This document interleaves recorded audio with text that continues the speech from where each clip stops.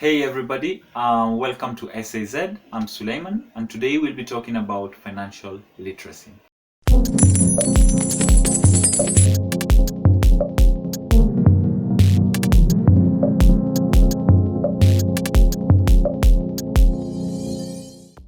So, financial literacy is your understanding of finance as well as gaining the necessary financial skills and putting them to use in order for you to make a well-informed financial decision.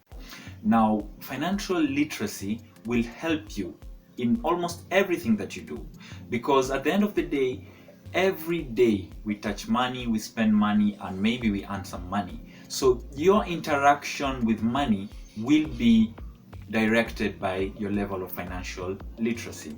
And the earlier you start learning about financial literacy, the better, because this is a lifelong journey of pure education and financial understanding.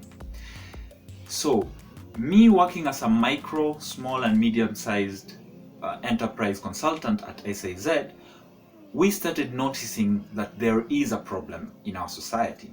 And the problem is that majority of the people who have started their businesses, the young entrepreneurs, the startups and everything, the owners do not have adequate financial literacy. And this now is translated to their businesses. So their businesses are now facing cash crunches, poor financial decisions and things like that, because the owners themselves had inadequate financial literacy. So we have decided at SAZ that we'll be putting out this free information out there so that we can help each other in better gaining our financial literacy. And as you can see, according to a study conducted by S&P in their Global Financial Literacy Survey, they depicted as African lagging behind. And we can see that 25 to 34% of Africans are financially literate, meaning that almost 2/3 of Africa is financially illiterate. And that is a problem, because other statistics also show that businesses that have just been launched don't survive the year.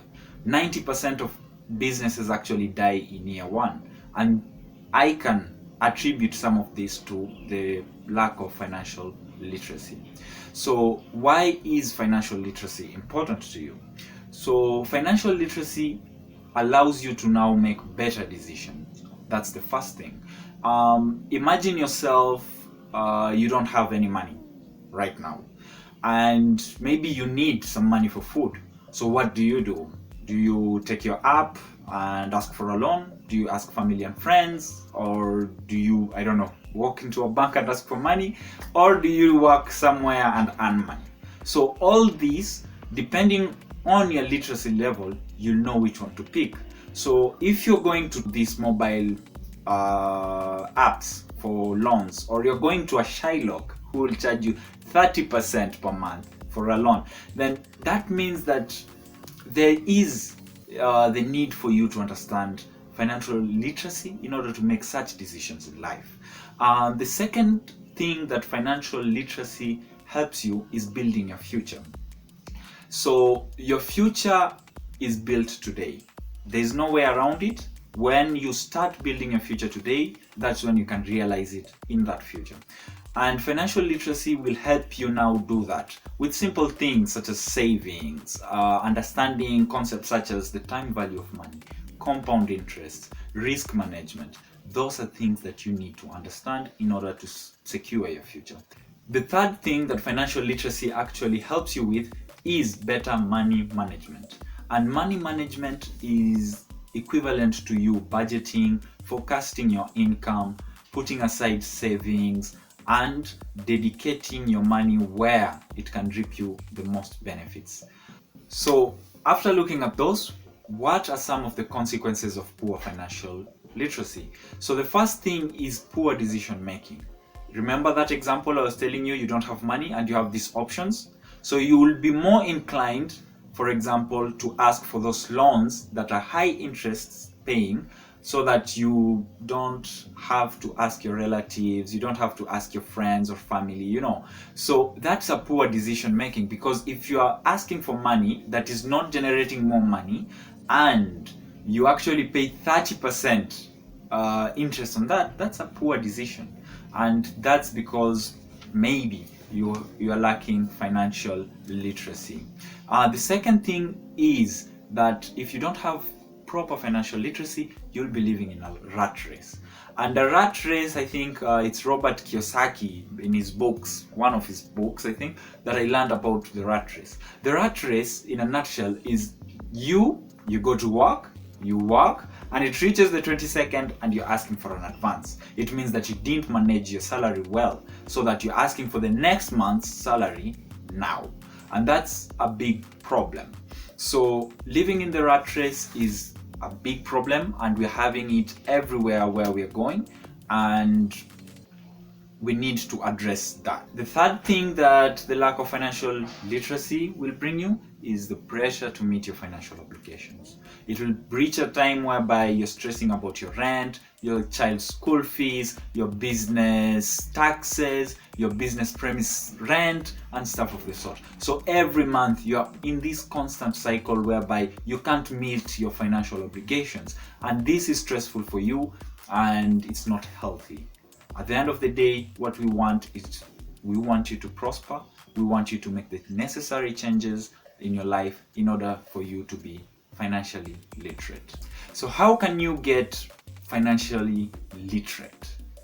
The first thing I would ask you is, which type of information can you consume? There are those people who are more visual, there are those people who like to read, there are those people who like to hear things, and there are those people who like to have a conversation with somebody in order for them to understand the information. So depending on where you fall in these categories, go that side. We live in an age whereby information is free and is readily accessible. Using your smartphone or your laptop, you can get any information that you need from different sources. And that's the advantage of living in the 21st century. So you can look, for example, at books. And there are some great books out there. We'll post a video about which books you need to be studying about financial literacy. And when we'll post it, we'll put it somewhere here. And another thing is, you can watch YouTube videos such as this one. There are also great YouTubers out there. There's Minority Mindset and the like, who talk about this stuff on a constant basis. They upload regularly, and you can look at those information as well.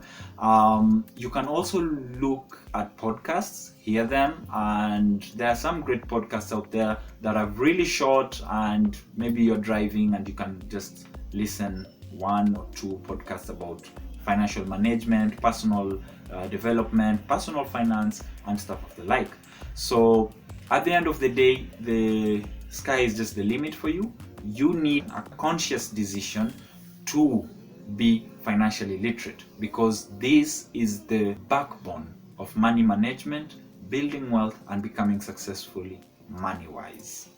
So if you're finding this information really helpful, please do hit that like button, subscribe to the channel because we upload weekly on such content. And if you found this very, very helpful, please share it with others so that we can build a nation that is financially literate. Thanks for watching this video. Until next time, build your future today.